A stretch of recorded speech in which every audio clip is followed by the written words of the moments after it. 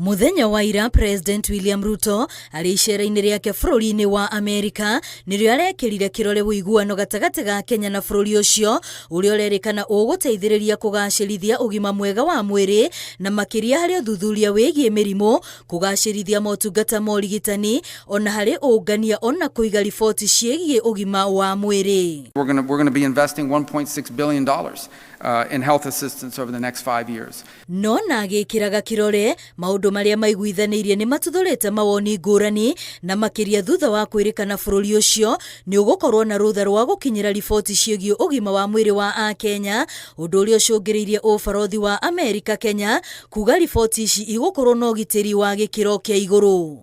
Five-year, $1.6 billion commitment on the U.S. side is to give the government of Kenya some predictability and ability to plan for a transition to government of Kenya increasing its commitment to health spending.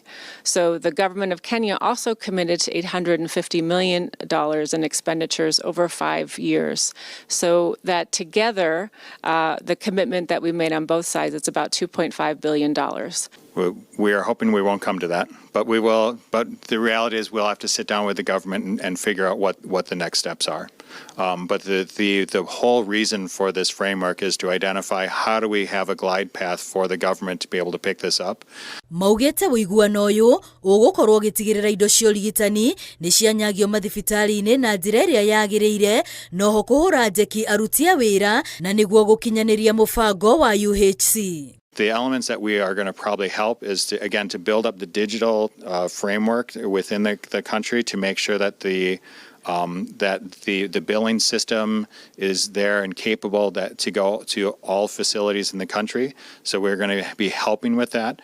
The other element that for SHA that we will be working on is really building the essential benefits package with them to identify what are the needs for HIV patients, for TB patients, malaria patients, and some other donor-funded activities. Ũbarothi ũyũ wa Amerika no ũhinyĩrĩirie atĩ mbeca ici ti ngombo, ĩndĩ nĩ ũteithio ũrĩa ũrongoreirio kũhũrana na mũrimũ wa TB, HIV ona malaria, bũrũri ũtekwĩhoka andũ a wendi mwega. Look at the $7 billion that was spent already in Kenya on health. We look at things like the 1.3 million people who are on treatment right now for HIV, the successes we've made in malaria prevention and treatment and in tuberculosis treatment.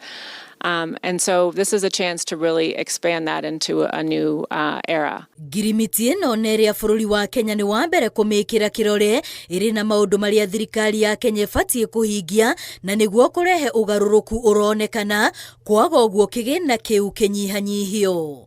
Ngĩribotera Inooro TV, rĩtwa rĩakwa nĩ Wambũi wa Macharia.